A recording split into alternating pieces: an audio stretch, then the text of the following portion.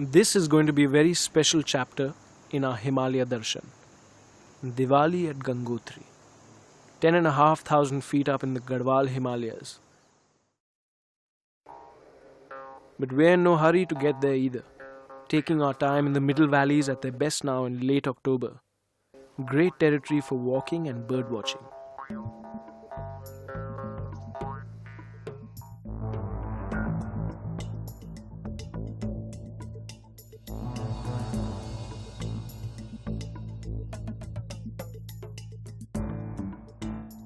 This fellow is out looking for breakfast, it seems.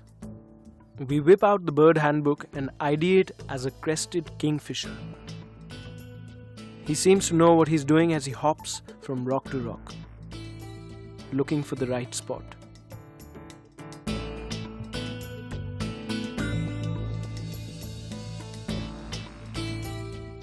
Just as glasses, and presto, comes up with a fish. The struggles of the fish are ended by banging its head very accurately against the rock. There he goes again.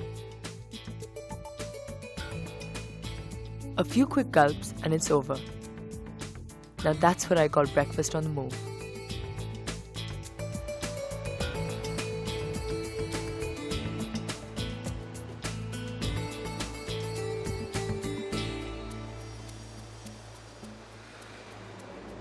Not everyone is so lucky though, or maybe the kingfisher is just more skilled. This guy is working hard for his breakfast, but all he seems to come up with are rocks.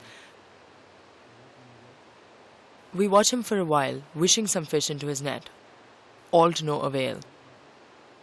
Looks like he's gonna have to go to the local dhaba for breakfast, just like the rest of us. Fresh snows in the higher ranges make for some great views. How come it's so clear first thing in the morning and then as soon as the sun comes out, the clouds start to descend? Well, that's because the sun's rays, when it hits the mountain, it creates an area of low pressure and the clouds rush in. Then the other factor for this is called sublimation. And what's sublimation? That's basically when the ice turns into vapor, skipping a step. Okay. This part of central Garhwal has some extremely thick forests. Part of the Kedarnath range and the rivers and streams at this time of the year are all blue-green.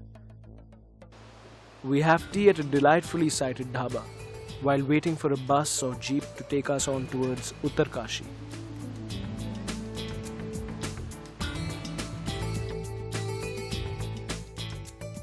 We can't handle more than a few hours in these cramped buses, so we hop off at Tehri for a breather. The large dam has created a huge alpine lake, which I'm seeing for the first time. This lake is really massive. This used to be once the seat of the Garhwal rulers for many centuries. There's lots of temples and a whole city under that lake. The lake has changed the fortunes of many, some for the better. Villages that were high on waterless slopes are now lakeside retreats.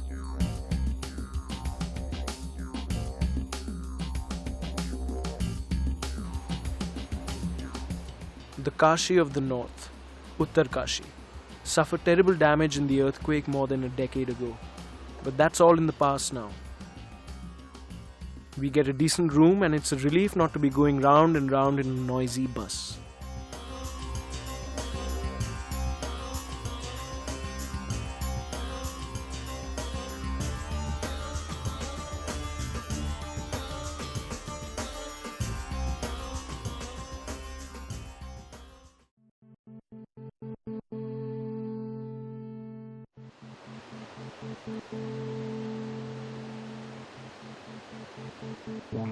It's a beautiful morning as we set off along the Bhagirathi, crammed into the local jeep taxi.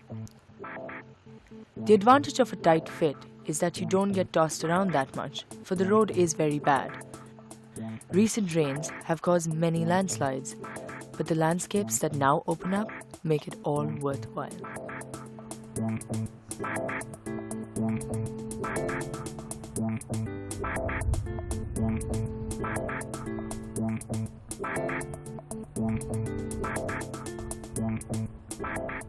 We would love to stop and look around, and luckily the jeep has a puncture and our wish comes true.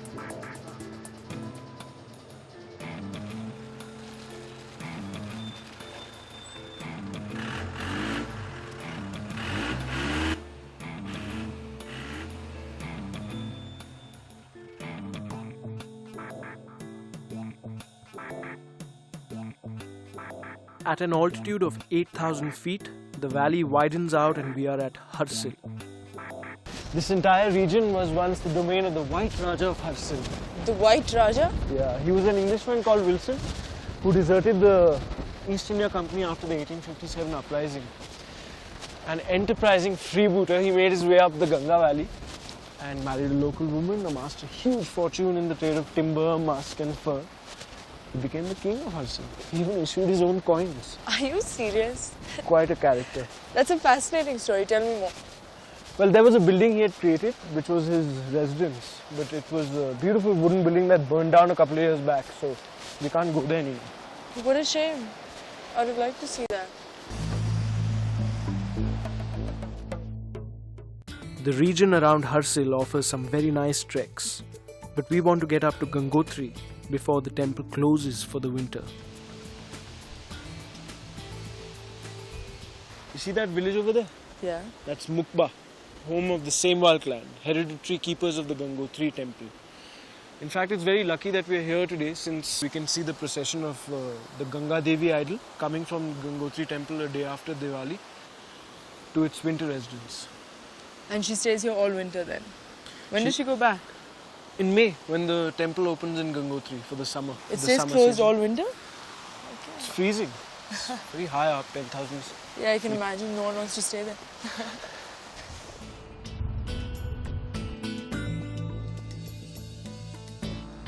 Upstream from Dharali, the Bhagirathi has cut through a narrow gorge, Arrow Strait.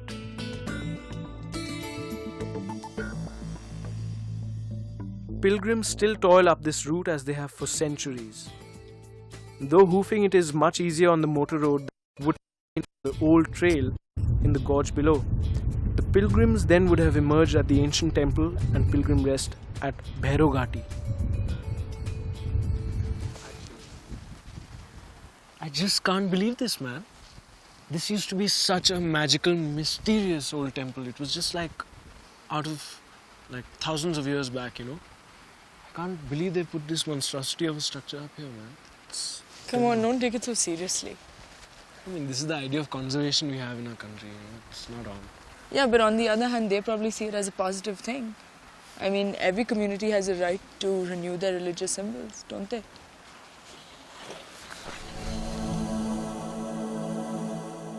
From Bhairangghati, we get a ride on a bus full of Oriya pilgrims.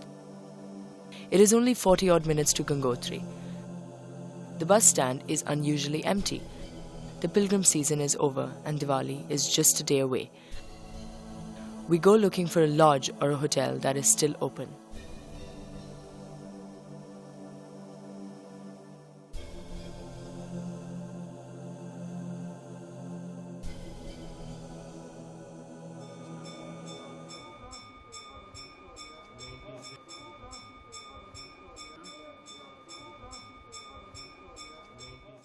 As one of the chief priests, Ashok Semwal tells us, Gangotri is the tapasthanam or the place of penance of Raja Bhagirath, whose efforts got the Ganga to the earth. The original temple was built by the Gorkha general, Amar Singh Thapa. The evening aarti on the banks of the river is an enchanting experience. On a normal day, this would have been crowded with hundreds, if not thousands of people. But our timing is perfect, it seems.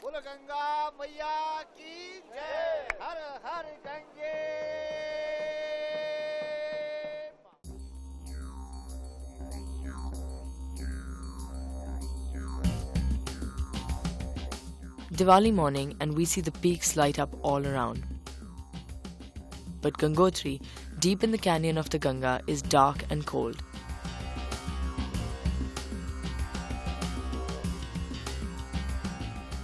The entire town, it seems, is waiting for the sun.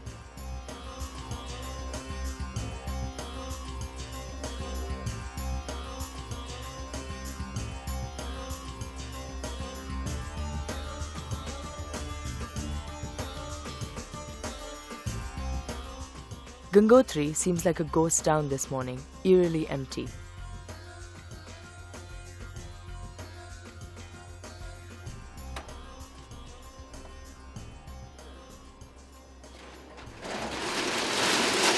So deserted, it looks just like a Sunday. It's going to be 6 months of Sundays for Gangotri now. It's pretty crazy, isn't it, how the entire town just locks up and closes down. Deserted. The impending winter, it's so cold. It's like be covered with ice and snow. Last few devoted ones leaving.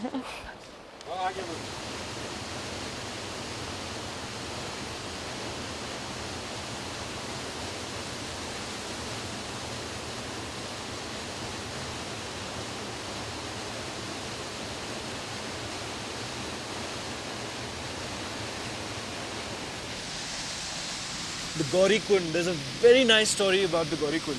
Well, it's a famous story when Shiva broke the fall of the Ganga because its fall from the celestial heavens would have destroyed the earth. The Gauri Kund is a representation of that. It's his hair and his jats, and that's the Ganga falling. Beautiful story, it's so stunning. Tell me, is that white marble over there? No, it's white granite, leucogranite. Beautiful.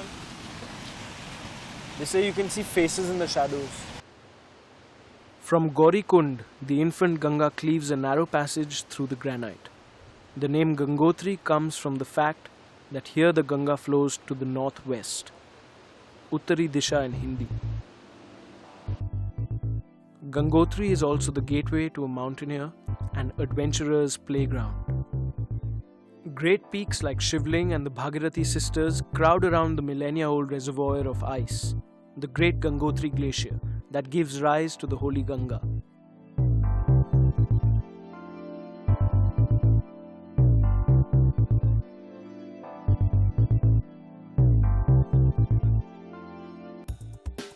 This is Gomukh, the meeting point between heaven and earth.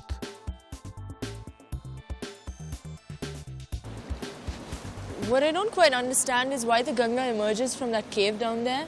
I mean, shouldn't the sun's rays have more effect on the upper portion of the glacier? They do, but the sun is not responsible for the melting of the glaciers. It isn't? Did you do your physics in school? Yes, of So you course. might just remember that the temperature is directly proportional to pressure. So that millions of tons of ice on the top part of the glacier creates a rising temperature and the lower portion starts to melt. Add to that the friction with the movement of the glacier, it all adds up to the heat. So that cave you see there is probably a tunnel extending a few kilometers into the glacier. Okay.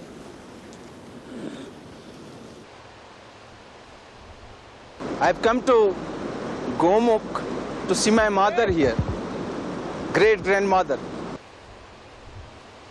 My great-grandmother was telling that Mother Ganga was her mother. So naturally, this is my mother. Sometimes pains are pleasures in life, and pleasures become real pains in life also. So this cold is really very, very, very sweet, very, very sweet. One feels in the lap of one's mother. We do the 35 odd kilometers there and back in a day, getting back to Gangotri just in time for the Diwali celebrations.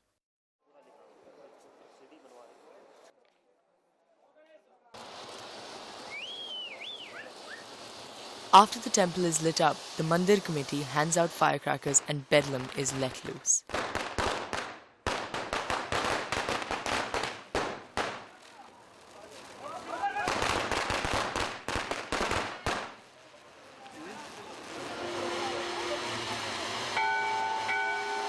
In the midst of the revelry, the evening prayers start inside.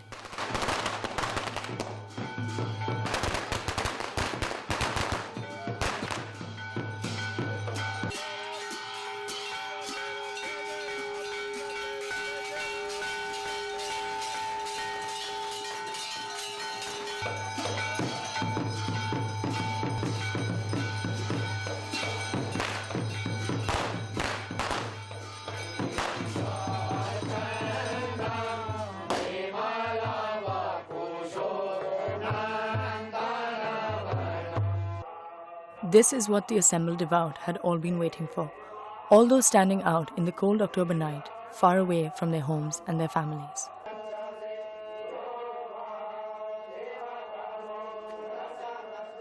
It's been quite an experience. I missed my family in Delhi, but at the same time, I wouldn't have missed this for anything.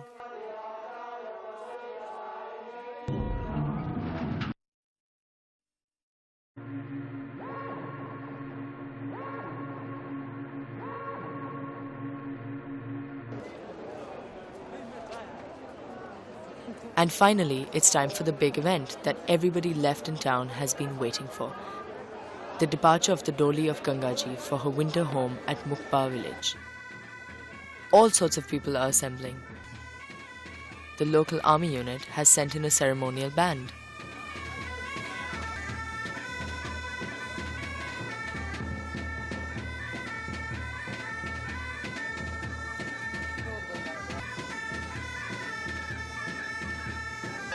We take the opportunity for a quick dash down to the river to fill the containers we had managed to buy at the last shop still open.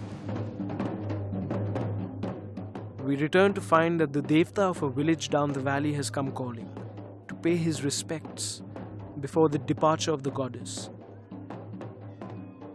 They say the bearers are controlled by the Devta himself. It certainly looks it, as they desperately try and keep a grip on the genuflecting palanquin.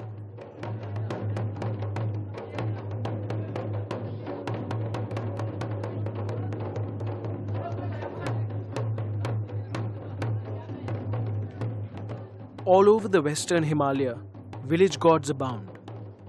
But unlike say Kulu, where they travel in the open, here the gods maintain a strict parda. The size and shape of the palanquin though indicates an idol as opposed to a mask.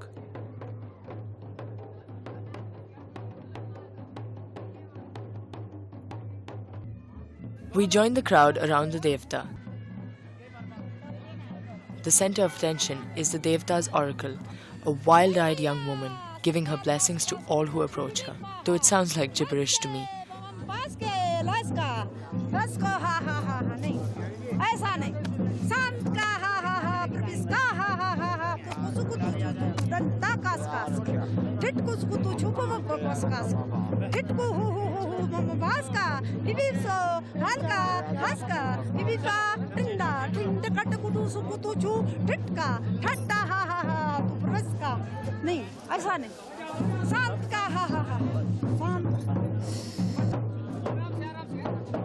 And then with a wild beating of drums, the Devta turns homewards.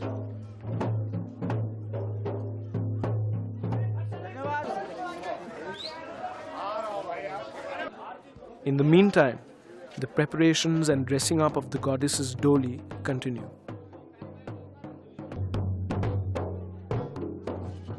A blaring of horn signals a rise in tempo, and we wait expectantly.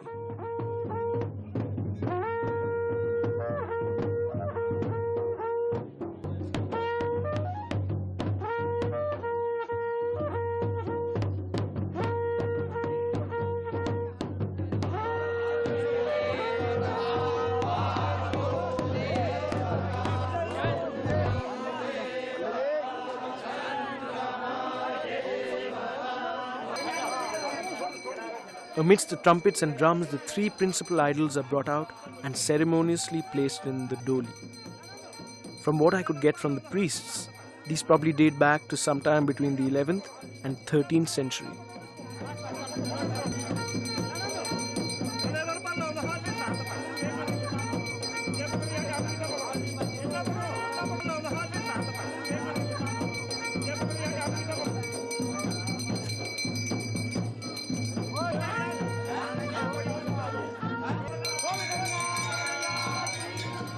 And finally, amidst much fanfare, the procession is off. Only the men from Mukba have the privilege of being the bearers of the goddess, and they take a great pride in it.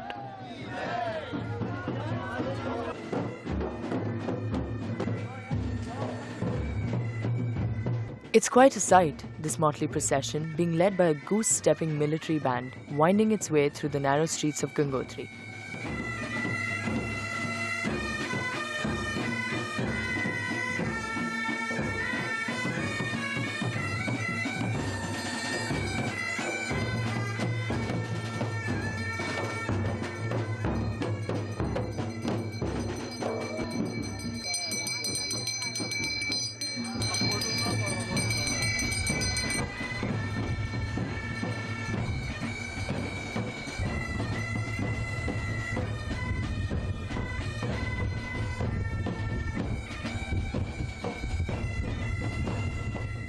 At the outskirts of the town, the band and a lot of other processionists drop out, taking to assembled cars. What's left? Villagers from Mukba and surrounding villages. A few odd pilgrims and sadhus.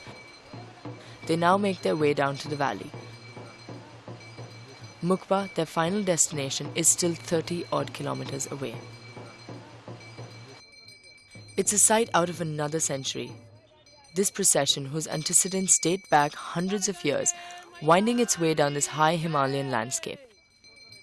It strikes me that the ancestors of these very men must have done this journey over a far rougher trail.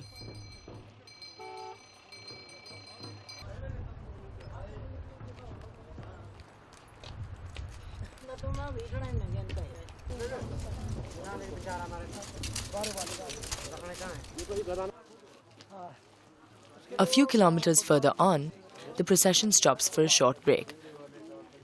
Not that the goddess needs it, but the human beings do need to recharge.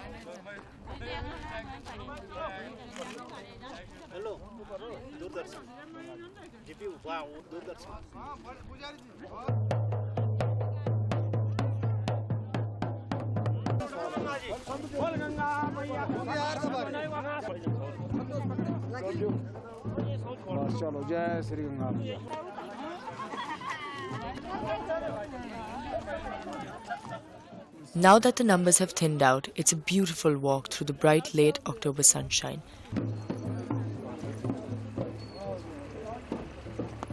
Fresh snow on the higher rocks, emerald green forests framing the vehicle of the goddess, as amid song and laughter we proceed to Bhairang Ghati.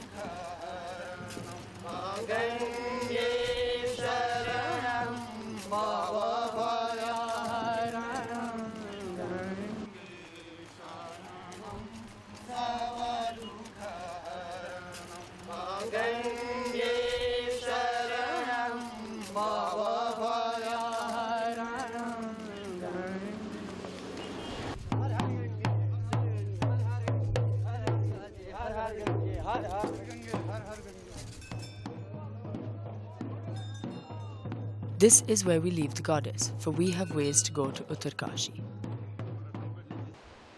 But we're wrong actually, for the goddess is with us all the way down.